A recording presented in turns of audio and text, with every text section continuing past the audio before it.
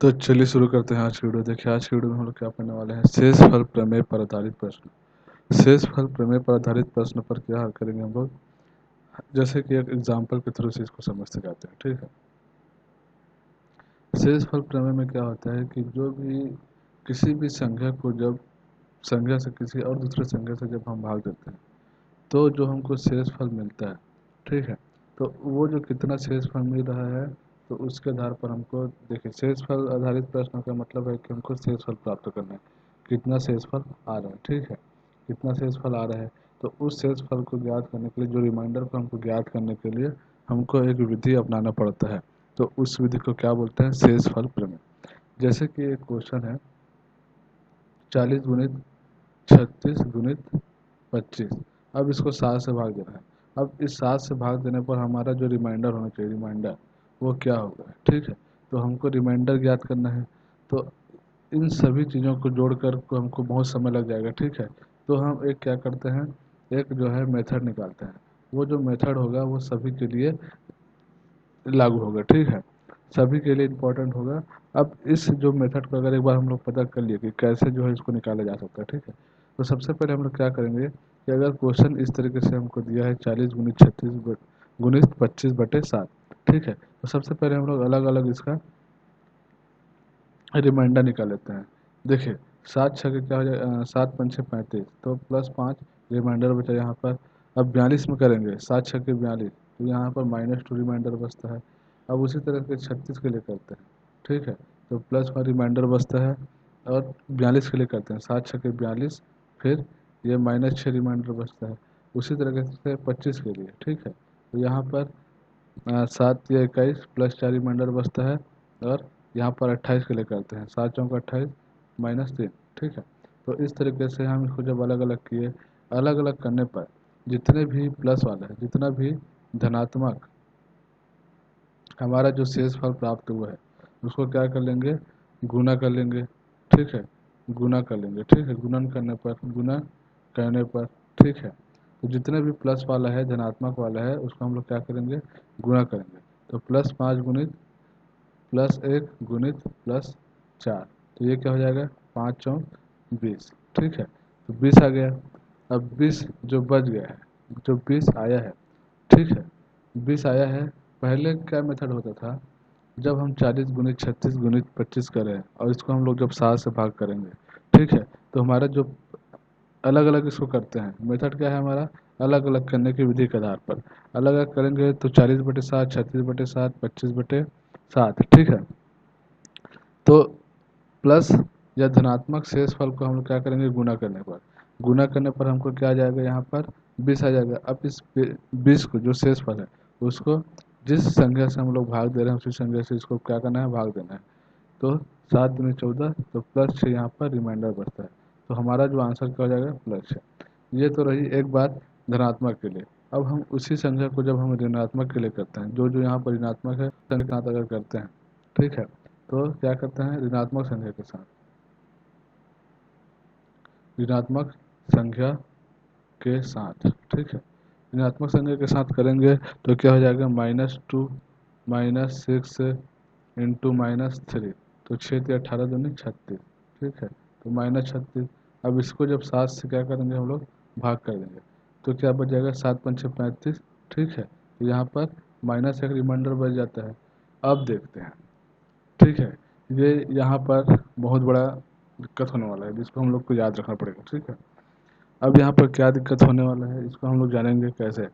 देखिए ऋणात्मक संख्या में जब इस तरीके से जब बच जाता है, ठीक है, बच जाता है, मान लो बात, कोई संख्या पूरे से पूरे डिवाइड नहीं हो रहा है, ठीक है, पूरे से पूरे तरीके से डिवाइड नहीं हो रहा है, कुछ और रिमाइंडर बच जा रहा है, माइनस में अगर कोई रिमाइंडर बच जा रहा है, ठीक है, शेष फल के अंत में अगर, शेष फल के अंत में अगर, अंत में अगर ऋणात्मक शेषफल बचता है, ऋणात्मक शेषफल बचता है, तो उस स्थिति में जिस संख्या से हम भाग दे रहे हैं, जिस संख्या से हम भाग दे रहे हैं, ठीक है, तो उसको क्या कर देंगे, जोड़ देंगे उस रिमाइंडर में, जोड़ देंगे उस रिमाइंडर में, ठीक है, इस रिमाइंडर में जो हमारे पास बचा हुआ है, 1। तो उसमें जब हम लोग 7 जोड़ देंगे तो क्या हो जाएगा 6।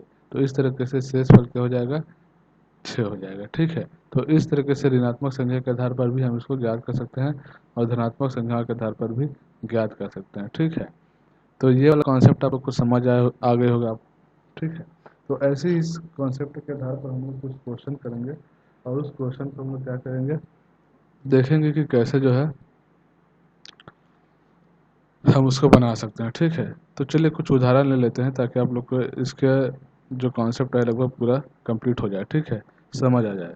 तो जैसे कि मान लो 2 6 3 8 गुणित 39 51, ठीक है, 65 76 65 76। अब इस संख्या को जब हम लोग क्या करते हैं 13 से भाग करते हैं, 13 से भाग करते हैं तो हमको क्या ज्ञात करना है, इसका शेष फल क्या होगा। अब देखने में तो ये अजीब लग रहा है। ठीक है, देखने में क्या अजीब लग रहा है कि इतने बड़े संख्या दिया गया है और इसको हमको गुना करना है और इसके बाद इसको शेष पर निकालना है, तो ऐसे में तो हमारा पूरा समय बीत जाएगा इसको गुना करते टाइम। ठीक है, तो मैंने अभी क्या बताया रिमाइंडर पर, मैं क्या बताया, रिमाइंडर जो थ्योरम है, ठीक है, रिमाइंडर थ्योरम के आधार पर क्या बताया कि प्रत्येक का एकक क्या करते हैं, प्रत्येक का हम लोग गुना करते जाते हैं। ठीक है, तो मान लो बाद हम एक इस कॉन्सेप्ट में क्या देखते हैं, अगर 2 अंक को ले, 2 अंक लास्ट का अगर 13 से गुना हो रहा है, देखिए पहले मैंने आप लोग को एक विभाज्यता के नियम के आधार पर एक चीज़ बताया था कि 13 वाला जो है अगर आ रहा है, 13 का अगर कोई संख्या आ रहा है और उसको हमको निकालना है तो क्या करना पड़ेगा, दाहिने अंक को पहले देखना पड़ेगा कि वो दाहिने अंक कट रहा है कि नहीं। तो इसी स्थिति में हम लोग क्या देखेंगे कि 26 38 है, तो यहाँ पर क्या हो जाएगा 13 3 39, मतलब यहाँ पर -1 यहाँ पर क्या हो जा रहा है, बच जा रहा है। ठीक है, -1 यहाँ पर बच जा रहा है, मतलब यहाँ पर +1 जोड़ेंगे तो ये क्या हो जाएगा 13। तो हमारे पास क्या हो जाएगा -13, सॉरी -1 यहाँ पर क्या हो बच जा रहा है, रिमाइंडर बच जा रहा है। फिर इस वाले में क्या हो जा रहा है, रिमाइंडर -1 बच जा रहा है। फिर 39 51 में देखते हैं, 13 चौक 52, इसमें भी -1 रिमाइंडर बच जा रहा है। ठीक है, 13 चौक 52, अब 52 में 51 घटाते हैं, मतलब सॉरी 51 - 52, तो यहाँ पर -1 रिमाइंडर बच जाएगा। ठीक, यहाँ पर भी -1 रिमाइंडर बच जाएगा।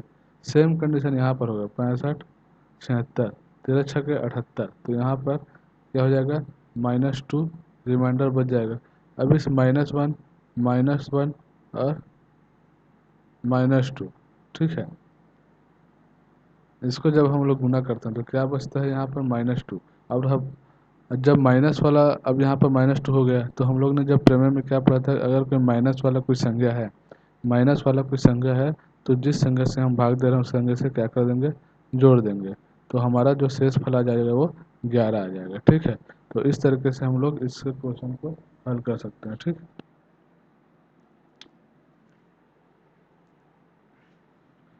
अब देखते हैं नेक्स्ट क्वेश्चन। नेक्स्ट क्वेश्चन क्या बोला है, सेम यहीं पर। ठीक है, अगर हम क्या कर दे, इसी 26 28 और 39 51 या 65 76 को जब हम लोग 13 से भाग देते हैं, जब हम 13 से भाग देते हैं तो रिमाइंडर क्या बचेगा। ठीक है, 13 से भाग देने पर रिमाइंडर क्या होगा, यहाँ पर -1 रिमाइंडर बच जाएगा जब 13 से भाग करेंगे, यहाँ पर -1, फिर यहाँ पर -1 -2, तो ये क्या हो जाएगा -4। अब यहाँ पर 13 से हम लोग डिवाइड कर रहे थे, ठीक है, 13 से डिवाइड कर रहे थे, इसमें 13 जोड़ देंगे तो 9 से इसका। ठीक है, तो इस तरीके से इसको हल कर सकते हैं। ठीक है, बिल्कुल आसान है ये। अब देखते हैं कुछ और नया कॉन्सेप्ट आप लोग को यहाँ पर देखने को मिलेगा, जैसे कि एक नया क्वेश्चन है 4 का घात 0, 4 का घात 1, ठीक है, 4 का घात 2, उसके बाद यहाँ पर 4 की घात 99 को जब हम 17 से भाग देते हैं तो हमको निकालना क्या है, रिमाइंडर, तो इसका शेषफल होगा क्या। ठीक है, तो इस कंडीशन में हम लोग क्या करते हैं, इस कंडीशन में हमको हल करने के लिए एक जानकारी चाहिए रहेगा। क्या जानकारी चाहिए रहेगा? जैसे कि हम यहाँ पर चार शून्य, चार का घात शून्य, चार एकम चार, चार का घात दो, चार का घात तीन, ठीक है। इसको हम लोग जब आप जोड़ते हैं तो चार, चार क्या हो जाएगा यहाँ पर, इसका क्या हो जाएगा, चार का घात शून्य मतलब एक, फिर यहाँ पर चार एकम चार, चार चौक 16, ठीक है। फिर चार चौक 16, चार चार चौक 16, यहाँ पर 64 हो जाएगा, ठीक। अब इसको जोड़ देते हैं तो ये क्या हो जाएगा, 85। अब देखते हैं जब इसको 17 से भाग देते हैं यहाँ तक की संख्या को, ठीक है, यहाँ तक की संख्या को, ठीक, यहाँ तक की संख्या को जब हम 17 से भाग देते हैं मतलब ये 0 हो जाएगा, ठीक है। तो ऐसे ही चार जो पद है, चार जो पद आने पर यहाँ पर क्या हो जाएगा, चार पदों पर जब हम 17 को भाग देते हैं, चार पदों को जोड़ने पर जब हम 17 को भाग देते हैं यहाँ पर शून्य आता है। तो यहाँ पर टोटल संख्या क्या है, यहाँ पर 0 से लेकर 99 तक है, मतलब टोटल जो संख्या है, टोटल जो संख्या है वो क्या है, यहाँ पर 100 है। और 100 मतलब यहाँ पर चार डिजिट, चार यहाँ पर पद, चार पद है तो ये 25 पूरे यहाँ पर डिवाइड हो जाएगा, मतलब पूरे इसका जो रिमाइंडर होगा वो क्या हो जाएगा, 0। तो इस पूरे संख्या का जो रिमाइंडर आएगा वो 0, क्योंकि हमको क्या दिखा मिला यहाँ पर, 100 यहाँ पर पद मिला है, ठीक है, 100 पद मिला है, मतलब 100 पद मिला है और हमको हर चार में हमको 0 रिमाइंडर मिल रहा है। तो जब हम इसको चार से डिवाइड करते हैं मतलब 25 पद मिलेगा, ठीक है। तो इस पूरे 25 पद का जो रिमाइंडर होगा वो 0 होगा। तो ये जो पूरा पद का शेषफल क्या हो जाएगा, 0, ठीक है। ये इस पूरे पद का शेषफल 0 हो जाएगा, ठीक है। अब यहाँ पर देखते हैं, अब मान लो बात इस 0 और को जब चार का घात 100 तक करते हैं, ठीक है, तो इस कंडीशन में क्या हो जाएगा, हमको यहाँ पर क्या हुआ, अब इस कंडीशन में जब हम 17 से इसको भाग दें, 17 से इस वाले क्वेश्चन में हमको अगर मिला है चार का घात शून्य, चार का घात वन, चार का घात टू, इसको सभी को जोड़कर जब लास्ट पास चार का घात 100 है। अब इस संख्या को, इस मतलब इस पद को अगर 17 से भाग दे तो रिमाइंडर क्या हो जाएगा, हमको 99 से चार का घात शून्य से लेकर चार का घात 99 तक हमको क्या मिला, शून्य मिला, ठीक है, शून्य मिला। अब बचा क्या है, चार का घात 100। अब इसको हमको करना है, ठीक है। अब इसका हम कैलकुलेशन करेंगे। पहले वाले में कॉन्सेप्ट में क्या है, पहले वाले जब हम क्वेश्चन हल किए थे जिसमें 99 तक का पद क्या मिला था, शेषफल 0 मिला था। अब बचा एक पद है तो उसको हमको क्या करना है, यहाँ पर हल करना है। तो जब चार का घात 100 है, अब इसको हम 100 से भाग 17 से भाग देते हैं, ठीक है। या हमको इसको क्या लिख सकते हैं, चार का घात 2 का घात 50 बटे 17, ठीक है। ये क्या हो जाएगा, 16 का घात 50 बटे 17, ठीक है। और इसको हल करते जाएंगे तो 17 माइनस 1 का घात 50 बटे 17, ठीक है।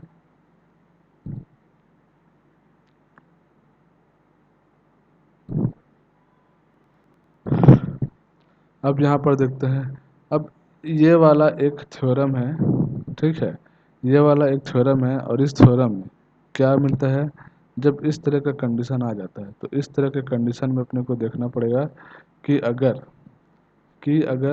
घात की जो संख्या है, घात की जो संख्या, ये वाला जो घात है उसकी संख्या अगर सम है तो इस कंडीशन में क्या हो जाएगा, शेषफल एक मिलेगा, शेषफल हमेशा एक मिलेगा, ठीक है।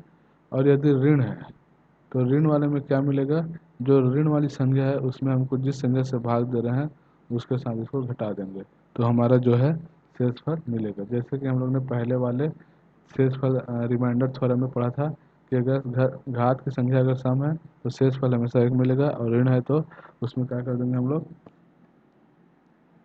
घटा देंगे, ठीक है।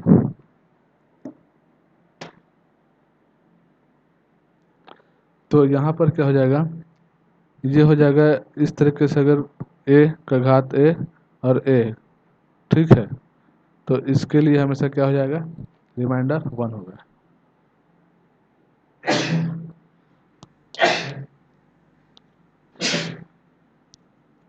ठीक है, सॉरी। तो इस कंडीशन में इसका शेषफल 1 होगा, ठीक है। तो यहाँ पर 17 माइनस 1 का घात 50 बटे 17, तो ये इसका रिमाइंडर 1, ठीक, क्योंकि ये सम है। तो इस तरीके से क्वेश्चन को हल करेंगे, ठीक। अब देखते हैं नेक्स्ट जो है क्वेश्चन। अब इस क्वेश्चन में आप लोग को पूरा कंप्लीट समझ आ जाएगा कि कैसे क्वेश्चन को हल करना है, ठीक है। जैसे कि यहाँ पर 27 है, ठीक है। अब 27 का घात 103 बोला है। अब इसको 28 से भाग देना है, तो क्या होगा फिर? तो इसके लिए क्या है, हमको थ्योरम पता है कि 28 माइनस 1/28, इस पूरे का घात, इसका घात, केवल इसका घात ना, 28 माइनस 1 का घात 103 है।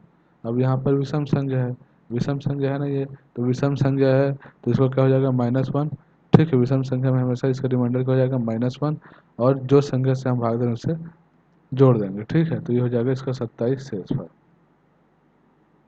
ठीक है। कभी भी जो रिमाइंडर है वो ऋणात्मक नहीं हो सकता, ठीक। एक और क्वेश्चन है, 2 का घात 61 को जब हम 9 से भाग देते हैं तब क्या होता है इसका रिमाइंडर। तो इस कंडीशन में क्या करते हैं, 2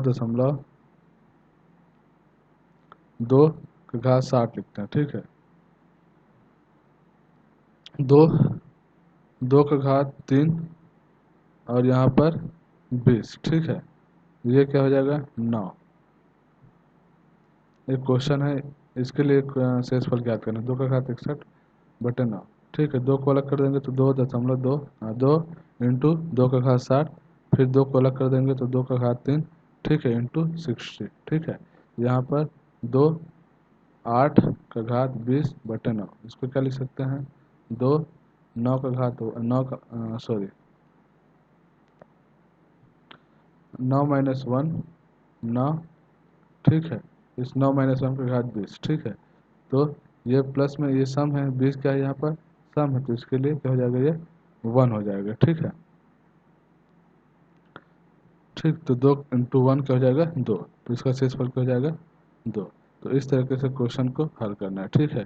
तो आई होप ये वीडियो आप लोग को समझ आया होगा, और शेषफल थ्योरम के आधार पर और भी बहुत सारे क्वेश्चन हम लोग आगे देखेंगे। तो आज के टॉपिक के लिए इतना ही। जय हिंद, मिलते हैं नेक्स्ट वीडियो में।